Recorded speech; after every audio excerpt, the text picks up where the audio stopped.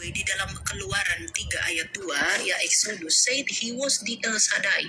El Shaddai ini bukan nama orang sembarangan, karena El ini Elohim, who appeared to the patriarch, dalam Kejadian 17 ayat 1. Nah, lalu kenapa malah Yahweh ini juga disebut sebagai Yahweh, kalau memang Tuhan, kalau Allah itu hanya satu mutlak secara tunggal dalam pribadinya?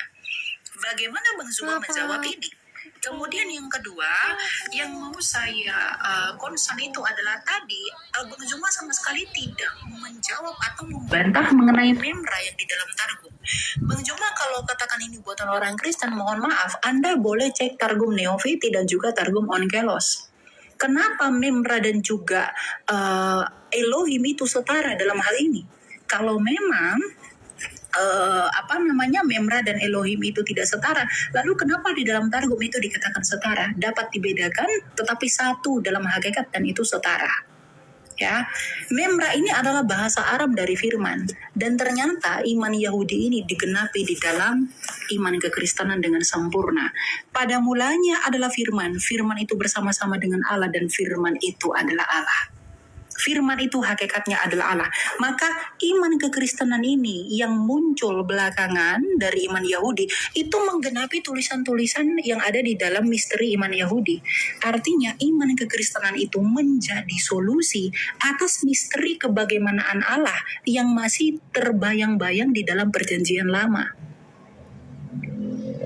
Nah, makanya kalau tadi Bang Zuma katakan Yesus itu adalah makhluk, Yesus itu adalah firman Allah yang menjadi manusia, Yohanes 1 ayat 14.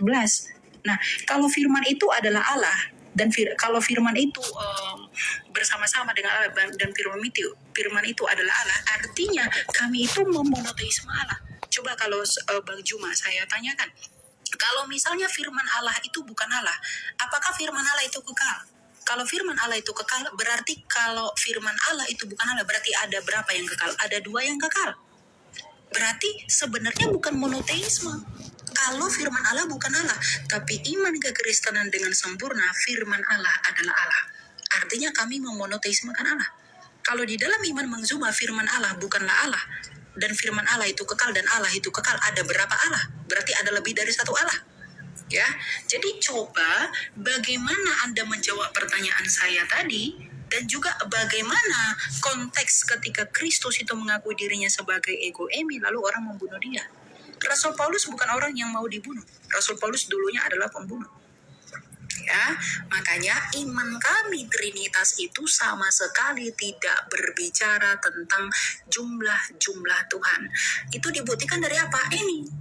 Ya, tulisan dari Yohanes dari Damaskus di abad ke-7 yang menentang Sajen.